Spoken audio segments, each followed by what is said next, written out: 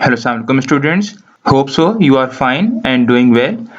Students, आज जो chapter हम डिस्कस कर रहे थे लास्ट टाइम वो था चैप्टर नंबर 14। और चैप्टर नंबर 14 स्टूडेंट्स हमारे पास जो है वो है इलेक्ट्रोमैग्नेटिक इंडक्शन। और उसमें हम दो लेक्चर्स डिस्कस कर चुके हैं, जिसमें पहले लेक्चर में हमने देखा था कि फैराडे लॉ ऑफ इलेक्ट्रोमैग्नेटिक वहाँ पे इंडक्शन क्या होता है।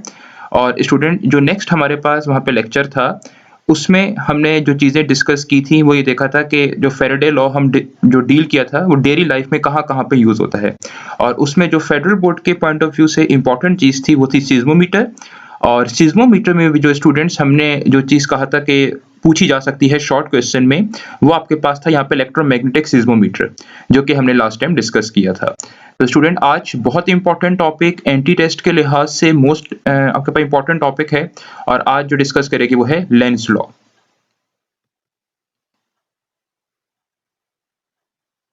उसके बाद स्टूडेंट्स, आज का जो अब हमारे पास लेक्चर फ्लो है, सबसे पहले हम प्रीवियस लेक्चर में डिस्कस करेंगे कि प्रीवियस लेक्चर में क्या क्या डिस्कस किया था।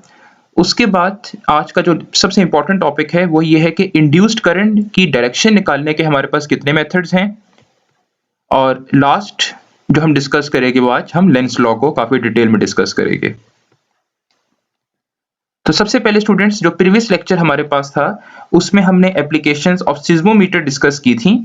और एप्लीकेशंस में हमने ये देखा था कि एप्लीकेशंस में जो सबसे इंपॉर्टेंट हमारे पास एप्लीकेशन थी वो हमारे पास थी सिस्मोमीटर। तो सिस्मोमीटर को स्टूडेंट्स आप लोगों ने अच्छी तरह प्रिपेयर करना है।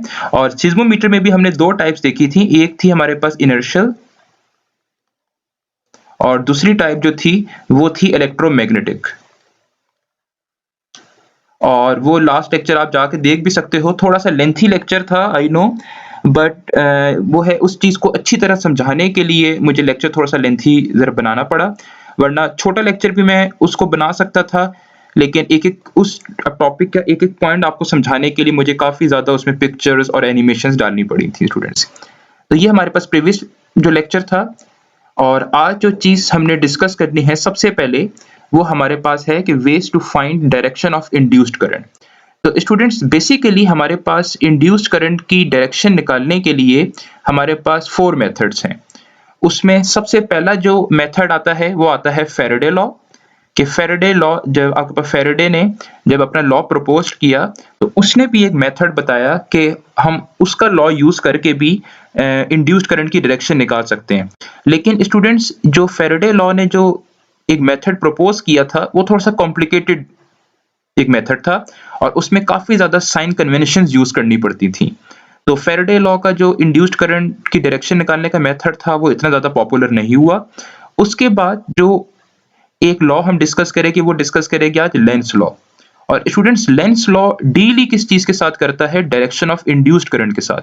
कि अगर आपने इंड्यूस्ड करंट की डायरेक्शन निकालनी हो तो लेंस लॉ सबसे बेस्ट और सबसे ज्यादा आपके पास यहाँ पे इजी मेथड है कि इससे आप इंड्यूस्ड करंट की डायरेक्शन इजीली निकाल सकते हो। स्टूडेंट, एक बात याद रखें, फैराडे लॉ आपको ये बताएगा कि इंड्यूस्ड ईएमएफ कितना प्रोड्यूस्ड होगा। मतलब वो आपको इंड्यूस्ड ईएमएफ के मैग्नीट्यूड के बारे में बता सकता है कि उस इंड्यूस्ड ईएमएफ का मैग्नीट्यूड कितना है। और आप इस इंड्यूस्ड ईएमएफ से जो है वो इंड्यूस्ड करंट भी निकाल सकते हो अगर आपको रेजिस्टेंस पता हो। क्योंकि इंड्यूस्ड करंट निकालने का सिंपल फॉर्मूला है induced EMF divided by resistance, जिसे आप ओहम्स लॉ में पढ़ते हो। लेकिन students, Faraday law induced current की डायरेक्शन बताने में इतना हेल्पफुल या इतना आसान नहीं है। एक लॉ जो टोटली बेस्ड ही इसकी डायरेक्शन पे कर रहा है वो है आपके पास लेंस लॉ। और लेंस लॉ का जो सिर्फ ताल्लुक है वो डायरेक्शन ऑफ इंड्यूस्ड करंट के साथ है।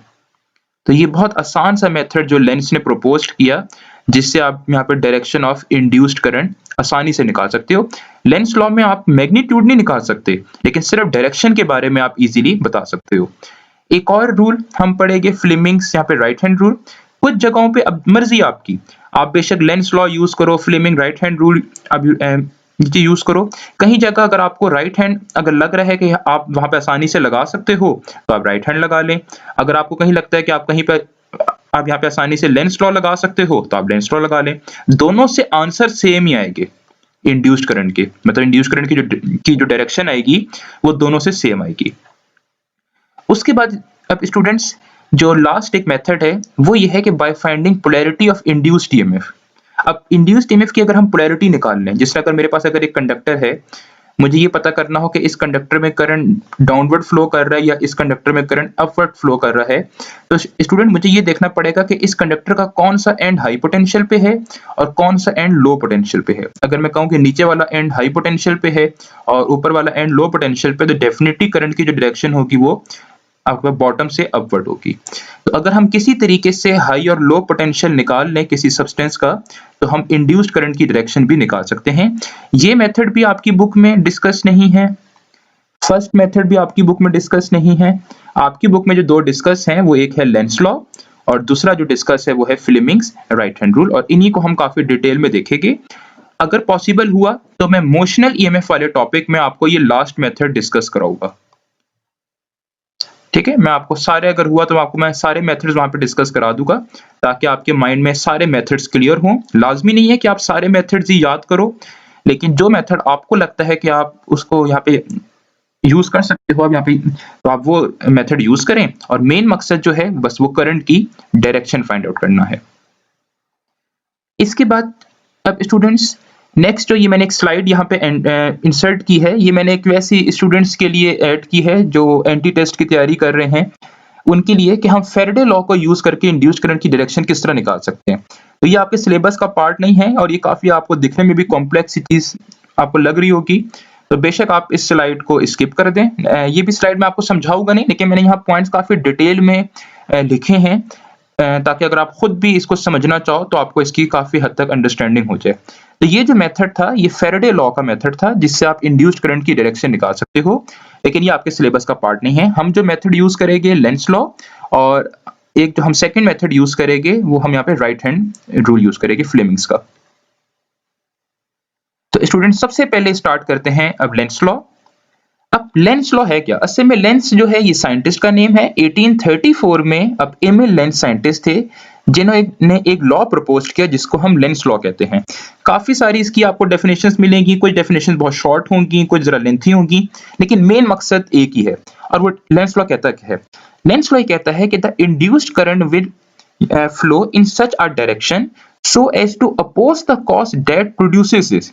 स्टूडेंट्स अगर आपको याद हो, जब हम Faraday law of electromagnetic induction discuss कर रहे थे, हमने ये कहा था, आप अब अगर आपको याद हो भी हमने उसको लास्ट में डिस्कस भी करेंगे, वहां पे एक माइनस साइन आया था और माइनस साइन मैंने ये कहा था कि ये असल में लेंस लॉ को रिलेट करता है। अब लेंस लॉ क्या कह रहा है स्टूडेंट्स, जरा गौर करें।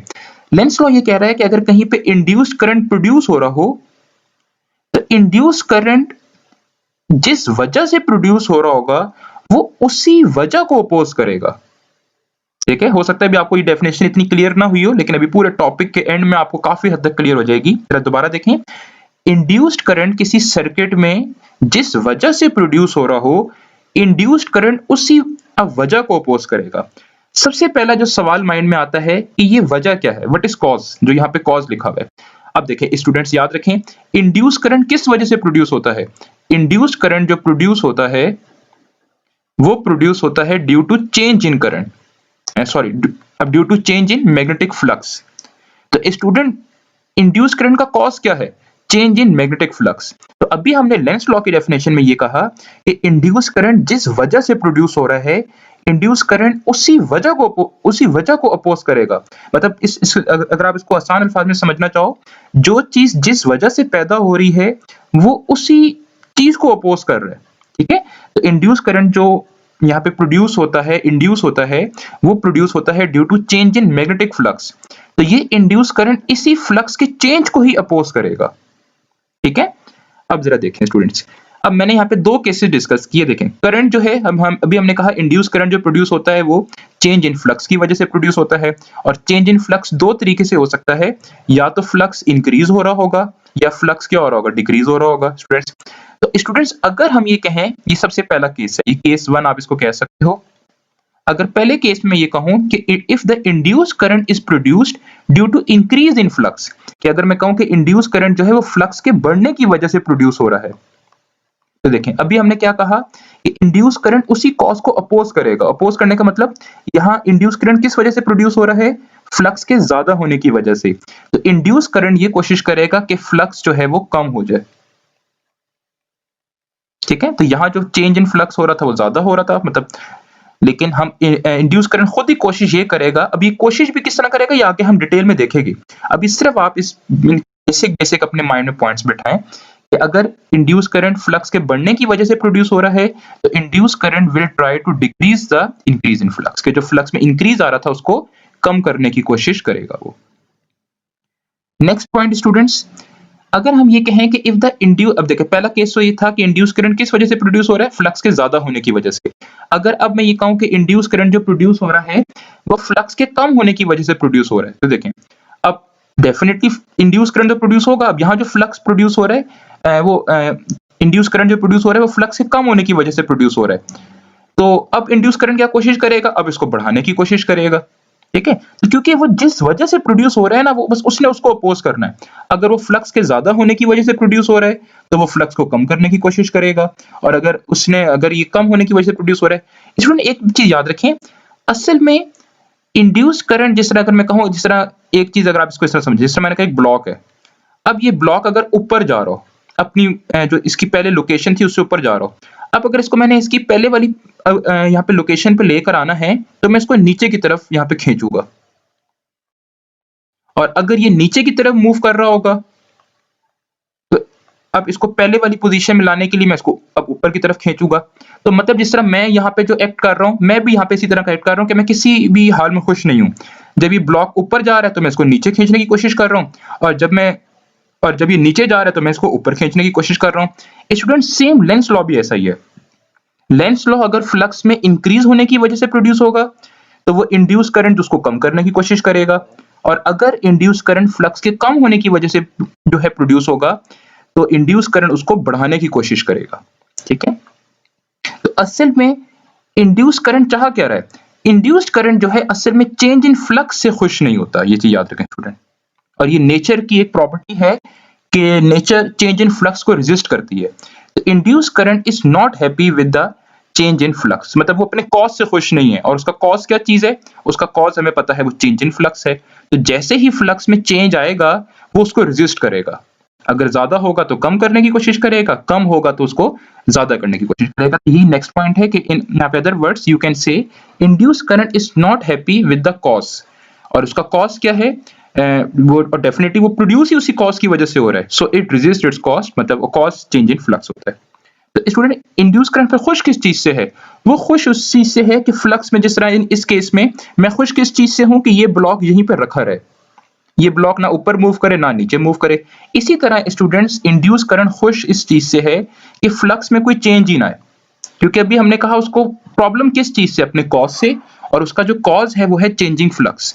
तो स्टूडेंट्स फ्लक्स जो है इंड्यूस करंट जो है खुश तब होगा जब फ्लक्स में चेंज ही नहीं आएगा, या आप ये भी कह सकते हो कि जब फ्लक्स क्या हो, कांस्टेंट हो, क्योंकि जब फ्लक्स जो है वो कांस्टेंट होगा तो डेफिनेटली चेंज इन फ्लक्स जो होगा वो हमारे पास क्या होगा, जीरो होगा।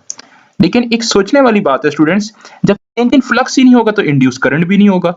तो कह लें इंड्यूस करंट जो प्रोड्यूस होता है ना, वो प्रोड्यूस ही असल में, मतलब जैसे ही वो प्रोड्यूस होगा वो उसी वक्त नाखुश होगा, वो कभी खुश रह ही नहीं सकता। वो खुश एक ही हाल में रह सकता है कि जब वो प्रोड्यूस ही ना हो रहा हो। जिस तरह वो कहते हैं ना कि जो आखिरी आपको सुकून है वो तो आपको मरने के बाद ही आएगा, तो उसको बस वो सुकून तभी है जब तक वो प्रोड्यूस नहीं हो रहा। जैसे ही वो प्रोड्यूस हो जाएगा उसको वो प्रॉब्लम अपने कॉज को ही अपोज करना शुरू हो जाएगा। तो स्टूडेंट्स ये जो मैंने लास्ट में फैराडे लॉ ऑफ इंडक्शन जो हमने इक्वेशन डिराइव की थी फर्स्ट लेक्चर में, और इसमें यहाँ पे अगर आप ये माइनस साइन देखो तो ये माइनस साइन वही चीज है, तो यहाँ पे negative sign simply remind us that the induced, अगर आप देखो ये माइनस साइन असल में किन क्वांटिटीज के दरमियान है, ये माइनस साइन असल में है इंड्यूस्ड ईएमएफ और ये चेंज इन फ्लक्स के दरमियान। तो आप ये कह सकते हो कि negative sign simply reminds us that the induced current opposes that changing magnetic field that cause the induced current. तो हमेशा इंड्यूस्ड करंट अपने कॉज को अपोज करेगा, और कॉज को अपोज करने का मतलब है कि वो जिस भी मैग्नेटिक फील्ड के चेंज होने की वजह से प्रोड्यूस हो रहा है वो उसी मैग्नेटिक फील्ड को अपोज करेगा। अभी आपको ये चीज समझ नहीं आ रही होगी कि इंड्यूस करंट अपोज किस तरह करेगा, वो भी हम स्टूडेंट्स नेक्स्ट स्लाइड में इसको डिस्कस करते हैं। तो स्टूडेंट नेक्स्ट जो आपका वही क्वेश्चन है कि how induced current opposes it's cause. तो स्टूडेंट्स एक चीज देखें, अभी हम कह रहे हैं यहाँ पे करंट प्रोड्यूस होगा जब भी फ्लक्स में चेंज आएगा, और हमने एक चैप्टर पिछले चैप्टर्स में एक बात पढ़ी थी कि जहां पे भी करंट फ्लो करेगा वहां पे डेफिनेटली क्या एग्जिस्ट करेगी, मैग्नेटिक फील्ड। तो अगर यहाँ पे इंड्यूस्ड करंट एग्जिस्ट कर रहा है या प्रोड्यूस हो रहा है तो डेफिनेटली उस इंड्यूस्ड करंट की वजह से भी तो मैग्नेटिक फील्ड होगी। उस मैग्नेटिक फील्ड को स्टूडेंट्स हमें खास नाम देके वो नाम देके इंड्यूस्ड मैग्नेटिक फील्ड। और ये इंड्यूस्ड मैग्नेटिक फील्ड जो होती है ये इंड्यूस्ड करंट की वजह से होती है। सिंपल मैग्नेटिक फील्ड जब आप नाम लेते हो ना तो वो किसी बार में वो किसी आपके पास पोल्स ऑफ द मैग्नेट की वजह से हो सकती है, लेकिन अगर हम इंड्यूस्ड मैग्नेटिक फील्ड का वर्ड लगाएंगे तो वो खास तौर पे फिक्स्ड है कि इंड्यूस्ड करंट की वजह से जो मैग्नेटिक फील्ड है उसको इंड्यूस्ड मैग्नेटिक फील्ड। तो स्टूडेंट्स यहाँ पे फिर दो तरह की मैग्नेटिक फील्ड्स हो गई। एक तो एक्सटर्नल मैग्नेटिक फील्ड जो कि हम किसी मैग्नेट की वजह से प्रोड्यूस करा रहे होते हैं, और दूसरी जो हो गई वो इंड्यूस्ड करंट की वजह से जो मैग्नेटिक फील्ड है जिसको हम इंड्यूस्ड मैग्नेटिक फील्ड कह रहे हैं। अब स्टूडेंट्स असल में होता क्या है जरा देखें। अभी हम कह रहे हैं ना कि लेंस लॉ ने ये कहता है कि इंड्यूस करंट जिस वजह से प्रोड्यूस होता है वो उसी कॉज को अपोज करता है। इंड्यूस करंट कोई हाथ तो नहीं है कि वो उस चीज को अपोज करे, रोके। तो वो इंड्यूस करंट रोकता किस तरह है? इंड्यूस्ड करंट अपने भी एक मैग्नेटिक फील्ड बनाता है जिसको हम इंड्यूस्ड मैग्नेटिक फील्ड कहते हैं। वो induced magnetic field external magnetic field के साथ इंटरेक्ट करती है और अब इंटरेक्ट करके उसको अपोज करती है। जिस तरह आपको पता है ना मैग्नेट्स एक दूसरे को अपोज भी करते हैं, जिस तरह नॉर्थ पोल जो है नॉर्थ पोल को अपोज करेगा, साउथ पोल जो है साउथ पोल को अपोज करेगा, और डिफरेंट पोल्स जो है एक दूसरे को यहाँ पे अट्रैक्ट करेंगे। तो इसी तरह induce current external magnetic field को, क्योंकि असल में देखो स्टूडेंट्स इंड्यूस करंट को जो प्रॉब्लम है वो एक्सटर्नल फील्ड के चेंज होने की वजह से होता है ना, क्योंकि एक्सटर्नल फील्ड में चेंज आएगा तो वो फ्लक्स चेंज होगा और इंड्यूस करंट प्रोड्यूस होगा। तो उसको प्रॉब्लम एक्सटर्नल मैग्नेटिक फील्ड से है, और वो एक्सटर्नल मैग्नेटिक फील्ड को अपोज किस तरह करेगा? वो अपनी एक फील्ड प्रोड्यूस करेगा जो कि इंड्यूस्ड मैग्नेटिक फील्ड होगी।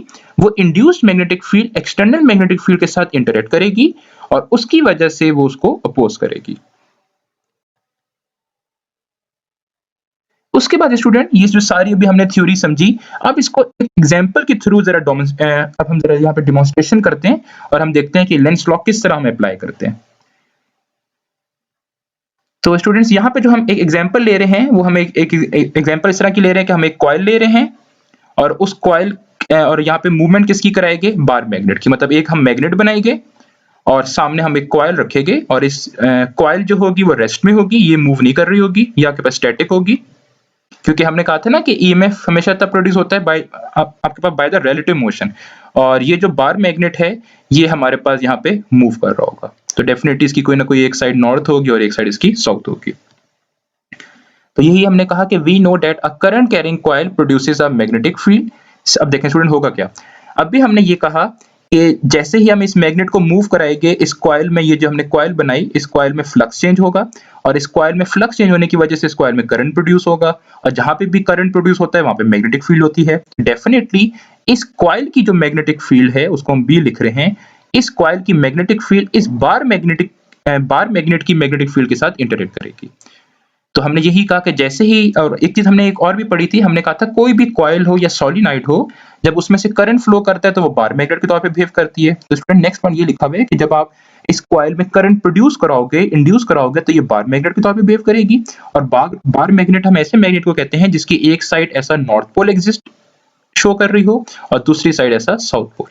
अब अगला जो क्वेश्चन आपके माइंड में भी आएगा कि कौन सी साइड इस कॉइल की तरह, अगर मैं इस कॉइल को इस तरह बनाऊं तो इस कॉइल की कौन सी साइड नॉर्थ होगी, कौन सी साइड साउथ होगी। ये निकालने के लिए हम फिर लेंस लॉ को यूज करेंगे। तो स्टूडेंट मैंने सबसे पहला केस जो यहाँ डिस्कस कर रहे हैं वो डिस्कस कर रहे हैं ये वाला। बहुत स्टूडेंट ये आपने चीज बहुत ध्यान से समझनी है। देखें स्टूडेंट्स, ये केस 1 है जिसमें मैंने ये एक बार मैग्नेट यूज किया, और ये जो स्टूडेंट्स ये आपको नजर आ रही है ये मैंने कॉइल यूज की। अब स्टूडेंट सबसे पहले जो यहाँ पे केस 1 है, केस 1 और केस 2 में सिमिलरिटी क्या है कि हमने जो बार मैग्नेट इस तरह प्लेस किया हुआ है कि इस कॉइल को इस बार मैग्नेट की कौन सी साइड फेस कर रही है, तो यहाँ पे नॉर्थ जो है वो फेस कर रही है। हम इस तरह भी यूज कर सकते थे कि यहाँ साउथ रख देते और यहाँ नॉर्थ रख देते, तो वो केस 3 और केस 4 होगा। लेकिन हमने जो यहाँ केस डिस्कस कर रहे हैं वो हम ये केस डिस्कस कर रहे हैं कि हमने इस कॉइल के जो सामने वाली साइड जो फेस कर रही है वो इस बार मैग्नेट की नॉर्थ साइड है। अब देखिए स्टूडेंट, दो केसेस हैं, या तो मैं इस बार मैग्नेट को इस कॉइल के करीब लेकर जा सकता हूं, या मैं इस बार मैग्नेट को इस कॉइल के दूर लेकर जा सकता हूं, क्योंकि दोनों केसेस में जो है वो इस कॉइल का फ्लक्स चेंज होगा, और जब कॉइल में फ्लक्स चेंज होगा तो इस कॉइल में ईएमएफ इंड्यूस होगा। तो सबसे पहला केस ये लेते हैं कि मैं इस बार मैग्नेट को इस कॉइल के करीब लेकर जा रहा हूं।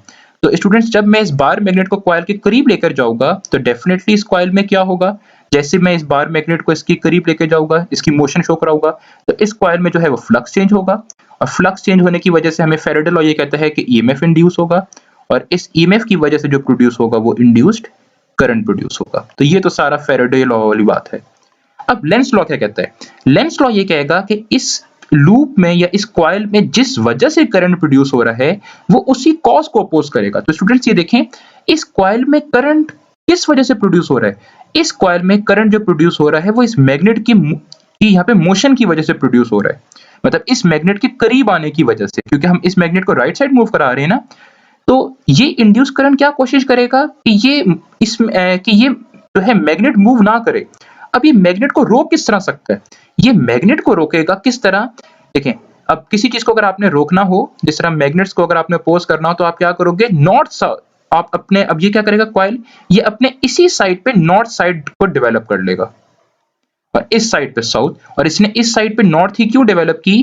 क्योंकि इंड्यूस करंट जिस वजह से प्रोड्यूस हो रहा है वो उस कॉज से नाखुश है, और वो किस कॉज से प्रोड्यूस हो रहा है? इस मैग्नेट के राइट साइड आने की वजह से।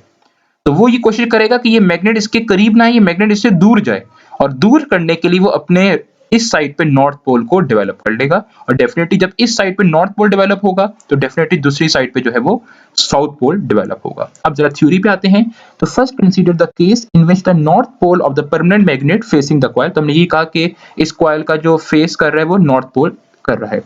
As the north pole of the magnet moved यहाँ पे towards the coil, the magnetic flux linking the coil changes, which produces an EMF and induced current। तो ये तो सारी Faraday law of electromagnetic induction की बात हो गई। फिर नेक्स्ट जो है यहाँ पे according to Lenz law, the direction of induced current will be such so as to oppose the cause with that produce। हमने ये कहा था ना कि इस कॉइल में करंट तो प्रोड्यूस हो गया, लेकिन वो कॉइल होगा किस, करंट होगा किस तरह? वो करंट इस तरह का है कि वो करंट जिस वजह से प्रोड्यूस हो रहा है वो उसी कॉज को अपोज करेगा। तो ये जो करंट प्रोड्यूस हो रहा था ये इस बार मैग्नेट के राइट साइड मूव करने की वजह से प्रोड्यूस हो रहा था।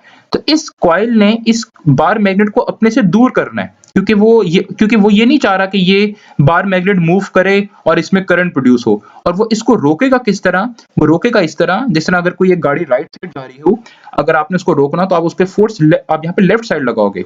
इसी तरह ये bar magnet right side produce हो रहा है, यहाँ पे राइट साइड मूव कर रहा है। इसको रोकने के लिए क्या करेगा? यहाँ जो इंड्यूस करंट होगा वो अपनी डायरेक्शन इस तरह की बनाएगा कि इस साइड पे नॉर्थ पोल डेवलप हो जाए और इस साइड पे साउथ, क्योंकि इस नॉर्थ और नॉर्थ के दरमियान क्या होगी? इस नॉर्थ और नॉर्थ के दरमियान रिपल्शन होगी, और इस रिपल्शन से ये होगा कि ये जो बार मैग्नेट मूव कर रहा था राइट साइड, इसकी मोशन स्टॉप हो जाएगी। तो यहाँ जो प्रेजेंट केस है, अब देखें, अभी हमने ये कहा ना कि लेंस लॉ अपने कॉज को अपोज करेगा, तो यहाँ पे नेक्स्ट ये डिस्कस किया गया कि इस केस में कॉज है क्या? इस केस में जो कॉज है वो है फ्लक्स का बढ़ना। क्योंकि फ्लक्स क्यों बढ़ रहा है? क्योंकि मैग्नेट उस कॉइल के करीब जा रहा है। तो वो ये कोशिश करेगा, so induce current will set up magnetic flux that opposes the increase in flux linking the coil. जैसे में फ्लक्स ज्यादा होने की वजह से इंड्यूस करंट हो रहा है, तो वो उसी फ्लक्स को कम करने की कोशिश करेगा। और ये सिर्फ एक ही तरह से पॉसिबल है कि अगर इस कॉइल का लेफ्ट साइड जो है वो क्या डेवलप कर ले? North pole. So this is only possible only if the left hand face of the coil becomes north pole. ठीक है। और देखें स्टूडेंट, अब होगा क्या? ये नॉर्थ पोल पता करने से हुआ क्या? ये हमने शुरू में ये कहा था कि लेंस लॉ का मकसद है करंट की डायरेक्शन बताना। अब एक चीज आप ये भी देख सकते हैं, अगर आप ये सामने वाली डायग्राम अगर आप देखो, तो ये साइड हमने कहा कि ये इसकी साइड नॉर्थ बन गई, ये साइड इसकी साउथ बन गई, और हमें पता है कि मैग्नेटिक फील्ड लाइंस किस तरह होती हैं? नॉर्थ से साउथ की तरफ होती हैं। तो ये मैग्नेटिक फील्ड लाइन इस तरह नॉर्थ से साउथ की तरफ जा रही हैं। अब इस नॉर्थ और साउथ को पता करके हम इस कॉइल में करंट की डायरेक्शन किस तरह निकाल सकते हैं स्टूडेंट्स? तो स्टूडेंट्स, वो अगर आपको रूल याद हो, राइट हैंड यहाँ पे ग्रिप रूल, जो हमने सोलिनॉइड में पढ़ा था, और आपको मैंने वहां पे जो है वो नोट डाउन भी करवाया था, वो मैं आपको उसकी पिक्चर दिखा भी आपको पिक्चर में इसकी दिखा भी देता हूं। तो देखें, ये अगर आपको रूल याद हो, हमने कहा था कि सोलिनॉइड में अगर करंट इस तरह फ्लो कर रहा हो, एरोस ऊपर की तरफ हो, तो इसमें हमने कहा था राइट हैंड आपने यूज करना है, फिंगर्स को कर्ल करना है in the direction of current, और थंब जो पॉइंट आउट करेगा वो नॉर्थ या फील्ड की डायरेक्शन शो करेगा। तो अगर आपको ये मैं दिखाता हूँ, इस तरह देखें, तो अगर आपने करंट ऊपर की तरफ जा रहा होगा तो आपने फिंगर्स को इस तरह कर्ल करना है, और ये थंब क्या शो करेगा, ये थंब शो करेगा नॉर्थ साइड। तो आप चाहें तो इस डायग्राम को इस तरह भी देख सकते हैं, आप फिंगर्स को इस तरह भी कर्ल कर सकते हैं। तो ये थंब क्या शो करेगा, थंब शो करेगा डायरेक्शन ऑफ फील्ड, और डायरेक्शन ऑफ फील्ड का मतलब है नॉर्थ, ठीक है। और फिंगर्स को आपने कर्ल करना है in the direction of current. तो स्टूडेंट अब जरा दोबारा इस डायग्राम पे आए। अब देखें, इस साइड पे जो है वो नॉर्थ बन रहा है और इस साइड पे साउथ बन रहा है। अब दोबारा अब आप खुद जरा यहाँ पे राइट हैंड ग्रिप रूल लगाएं, अपने थंब को आप इस नॉर्थ की साइड पे करें और फिंगर्स को आप कर्ल करें। तो आप अगर देखोगे आपकी फिंगर्स इस तरह अंदर की तरफ जा रही होंगी, यही करंट की डायरेक्शन भी शो की गई है। ये करंट की डायरेक्शन इस कॉइल में किस तरह है, इस तरह यूं करंट जा रहा है, ठीक है। 3D में कॉइल बनी हुई है, ठीक है। होप सो स्टूडेंट ये आपको समझ आया होगा। तो अभी हमारे पास पहला केस था जिसमें हम इस मैग्नेट को इस कॉइल के करीब लेकर जा रहे थे। नेक्स्ट केस हम क्या करेंगे, हम इस मैग्नेट को इस कॉइल के दूर लेकर जाएंगे। तो वही स्टूडेंट हमारे पास केस नंबर 2 है।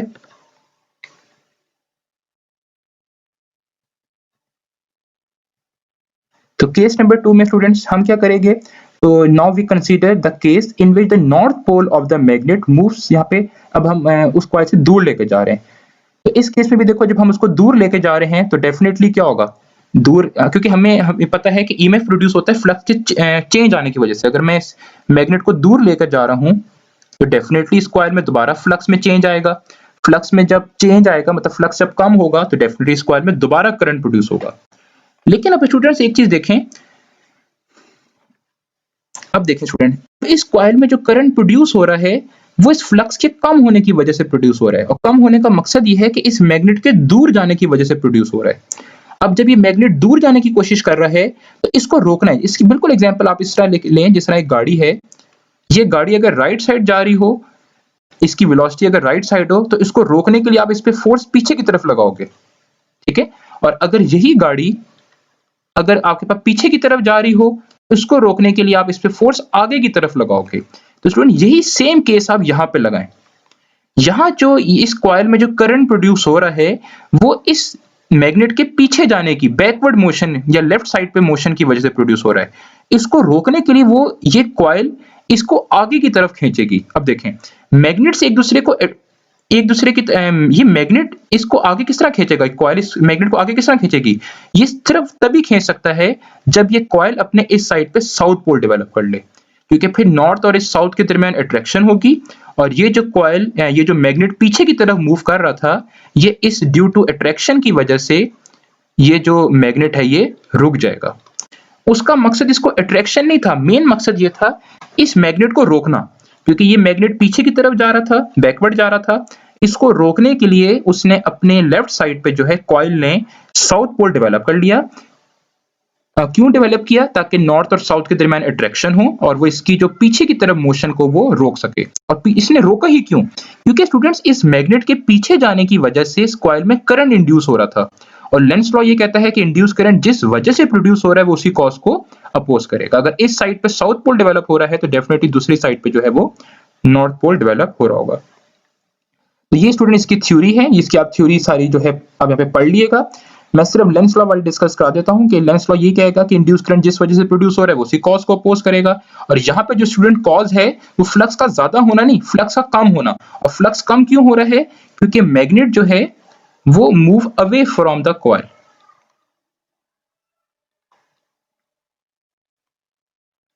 तो अगर मैग्नेट जो है कॉइल से अब दूर जा रहा हो तो फ्लक्स में चेंज आएगा, मतलब फ्लक्स कम हो रहा है जिसकी वजह से करंट प्रोड्यूस होगा, और वो इसी फ्लक्स के कम होने को अपोज करेगा, मतलब इस मैग्नेट के दूर जाने को अपोज करेगा। और मैग्नेट के दूर जाने को रोक किस तरह सकता है, अगर वो अपने लेफ्ट साइड पे जो है वो कौन सा पोल डेवलप कर ले, साउथ पोल डेवलप कर ले, क्योंकि नॉर्थ और साउथ के दरमियान अट्रैक्शन होगी और वो इसकी यहाँ पे इसकी मूवमेंट को वो रोक सकता है। और स्टूडेंट सेम वही चीज, अब अगर आप यहाँ पे अगर आप ये करंट की डायरेक्शन निकालना चाहो तो सेम आप वही राइट हैंड ग्रिप रूल लगाओ, लेकिन इस केस में आपने अपने राइट हैंड के जो थंब को राइट साइड पे करना है। जिस तरह अगर आप यहाँ पे डायग्राम मेरी इतनी अच्छी तो नहीं है, लेकिन अगर आप इसको ये समझना चाहो तो ये इस तरह आपका ये जो थंब है ये इस तरह राइट साइड होगा, क्योंकि अब आपका जो नॉर्थ पोल है वो राइट साइड है। मैं आपको डायग्राम दिखाता भी हूँ इस चीज को जरा क्लियर करने के लिए।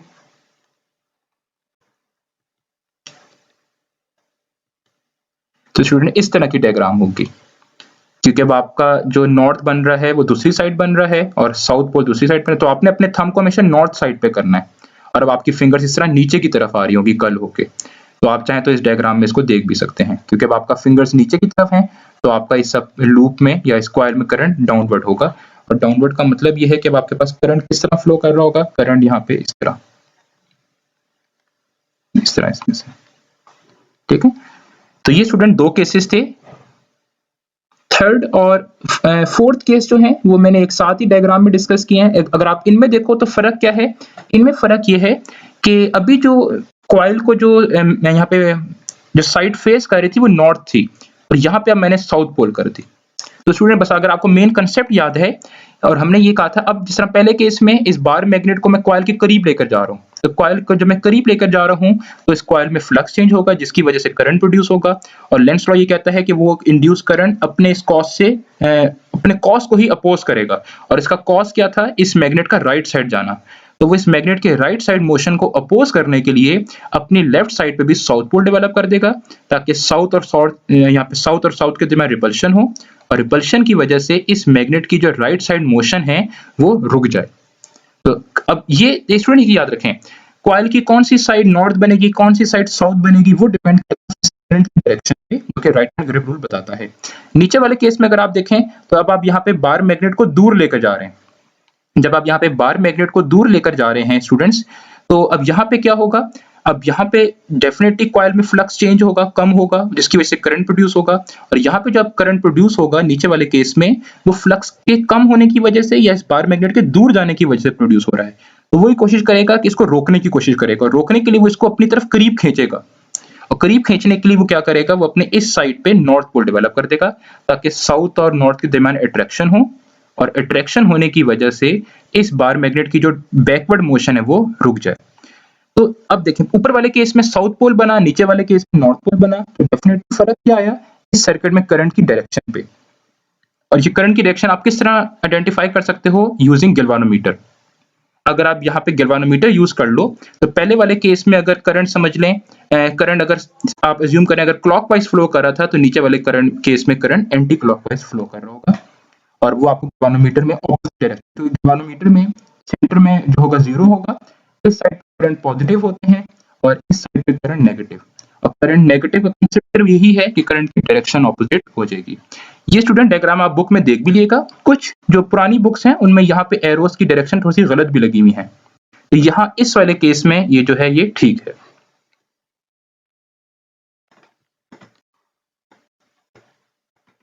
कुछ इंपॉर्टेंट पॉइंट्स स्टूडेंट्स आपने याद रखने हैं। सबसे पहला वही पॉइंट कि सबसे आसान मेथड है, इसकी मदद से हम किसी भी इंड्यूस करंट या इंड्यूस ईएमएफ की डायरेक्शन जो है वो फाइंड आउट कर सकते हैं, जो कि अभी हमने देखा कि असल में मेथड क्या है कि आप लेंस लॉ, सबसे पहले आप यहाँ पे लेंस लॉ लगाओ और उससे आप नॉर्थ और साउथ पोल निकाल लो, और उस नॉर्थ और साउथ पोल निकाल के राइट हैंड ग्रिप रूल लगाओ और उससे आप करंट की डायरेक्शन निकाल लो।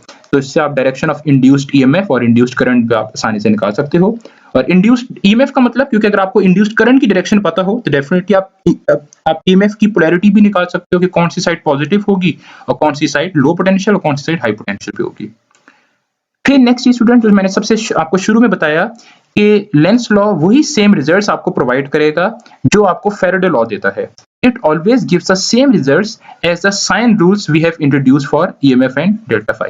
तो ये हमारे सिलेबस में नहीं था, लेकिन फैराडे लॉ से अगर आप साइन कन्वेंशन यूज करके, साइन रूल्स यूज करके इंड्यूस करंट की डायरेक्शन निकालो, वही सेम डायरेक्शन आपको लेंस लॉ भी आसान तरीके से प्रोवाइड करता है। अच्छा, इसको स्टूडेंट लेंस लॉ भी आपको मैंने शुरू में बताया, इसका ताल्लुक मैग्नीट्यूड के साथ कुछ भी नहीं है, तो ये सिर्फ एक क्वालिटेटिव रिलेशनशिप है, it is not a quantitative relationship.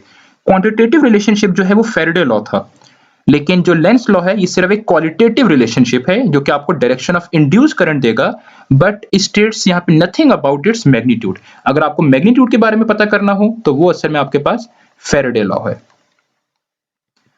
उसके बाद स्टूडेंट्स इसको आपके पास मैकेनिक्स में ये भी कहते हैं कि ये असल में न्यूटन थर्ड लॉ की वजह से है। जैसे न्यूटन थर्ड लॉ में अभी कहते हो ना कि एक्शन और रिएक्शन जो है वो ऑपोजिट इन डायरेक्शन, होते हैं but in same in magnitude. तो सेम यहाँ पे भी आप ये कह सकते हो कि जब आप इस मैग्नेट को जब आप करीब लेकर जा रहे थे तो उस कॉइल ने आपके हाथ को पीछे की तरफ पुश किया, जब आप उस कॉइल को आप बार मैग्नेट को पीछे की तरफ लेकर जा रहे हो तो फिर उसने आपके हाथ को आगे की तरफ अट्रैक्ट किया। ठीक है, तो सिर्फ खुश किस केस में होगा, जब आप इस बार मैग्नेट को मूव ही ना करो, क्योंकि जब आप बार मैग्नेट को मूव ही नहीं कराओगे तो कोई फ्लक्स में चेंज ही नहीं आएगा। जब फ्लक्स में चेंज ही नहीं आएगा तो उस कॉइल में कोई करंट नहीं होगा। जब उस कॉइल में कोई करंट नहीं होगा तो उस कॉइल का कोई भी साइड नॉर्थ या साउथ पोल नहीं बनेगी और आपके मैग्नेट में कोई भी अट्रैक्शन या रिपल्शन नहीं होगी। ठीक है, अट्रैक्शन या रिपल्शन सिर्फ तब आपको शो होगी जब आप उस मैग्नेट को करीब लेकर जा रहे हो या आप उस मैग्नेट को दूर लेकर जा रहे हो। ये फिर स्टूडेंट लास्ट पॉइंट जो बड़ा इंपॉर्टेंट है कि Lenz law is a consequence of the law of conservation of energy. ये हम इंशाल्लाह नेक्स्ट लेक्चर में डिस्कस करेंगे बहुत डिटेल में कि लेंस लॉ किस तरह कंजर्वेशन ऑफ एनर्जी का कंसीक्वेंस है या कंजर्वेशन ऑफ एनर्जी को सपोर्ट करता है। ये स्टूडेंट्स ये क्वेश्चन आप लोगों के लिए है, अगर आप लोग करना चाहें तो आप अटेम्प्ट इसको कीजिएगा, ये कंपलसरी नहीं है। ये मैंने डायग्राम बनाई जिसमें ये मैंने एक कंडक्टर यूज किया हुआ है, ये आपके पास एक कंडक्टर है और ये मैंने एंटी टेस्ट के लिए, क्योंकि स्टूडेंट्स एंटी टेस्ट आपको पता है कि पंजाब की बुक से आता है ज्यादातर, तो ये पंजाब की बुक में से मैंने डायग्राम ली है। ये मैंने अब एक कंडक्टर बनाया, ये क्रॉस जो आपको नजर आ रहे हैं ये मैग्नेटिक फील्ड नजर आ रही है। ठीक है, जो ये आपने जो यहाँ पे वो प्रोवाइड की थी एक्सटर्नल मैग्नेटिक फील्ड, ये जो क्रॉस है ये एक्सटर्नल मैग्नेटिक फील्ड है। और आप देखें मैं इस कंडक्टर को जो है वो राइट साइड मूव करा रहा हूँ। तो देखें स्टूडेंट, जैसे ही मैं इस कंडक्टर को जब राइट साइड मूव कराऊंगा तो होगा क्या, इस कंडक्टर का फ्लक्स चेंज होगा, क्योंकि अभी इसमें से अगर समझ लें यहाँ पे अभी तकरीबन यहाँ पे 20 लाइंस पास कर रही हैं। जब मैं इस कंडक्टर को यहाँ से उठाकर यहाँ ले आऊंगा तो डेफिनेटली फील्ड लाइन ज्यादा हो जाएंगी और फील्ड लाइन ज्यादा होने से होगा क्या, फ्लक्स में चेंज आया, ईएमएफ प्रोड्यूस हुआ, उसकी वजह से इंड्यूस्ड करंट। अब आपने ये बताना है कि यहाँ पे इंड्यूस्ड करंट की डायरेक्शन इस तरह की क्यों ली गई है, ये आपने अच्छी तरह सोचना है कि इंड्यूस करंट जो है यहाँ पे एंटी क्लॉकवाइज में क्यों शो किया गया है। और जब ये एंटी क्लॉकवाइज में कब फ्लो कर रहा है, जब मैं इस यहाँ पे कंडक्टर को राइट साइड मूव करा रहा हूँ। दूसरा केस भी मैं आपको बता देता हूँ ज़बानी, अगर आप इस कंडक्टर को लेफ्ट साइड मूव कराओ, मतलब अगर आप इस कंडक्टर को यहाँ से उठाकर इधर ले आओ तो तब जो इधर जो आपके पास करंट प्रोड्यूस होगा वो करंट यहाँ पे क्लॉकवाइज होगा। तो अभी करंट जब आप इस कंडक्टर को राइट साइड मूव करा रहे हो तो करंट एंटी क्लॉकवाइज हो रहा है, कंडक्टर को लेफ्ट साइड मूव कराओ तो करंट क्लॉकवाइज हो जाएगा। तो ये आपने ऐसा सोचना है कि आप किस तरह ये करंट की डायरेक्शन निकाल सकते हो इजीली। ठीक है, तो स्टूडेंट्स आज का लेक्चर हमारा यही है, अच्छी तरह आपने इस लेक्चर को देखना है और कोई भी अगर आपको कोई प्रॉब्लम हो तो लाजमी मुझसे आप अपने क्लासी ग्रुप्स में डिस्कस कीजिएगा। ओके स्टूडेंट्स, टेक केयर, अल्लाह हाफिज।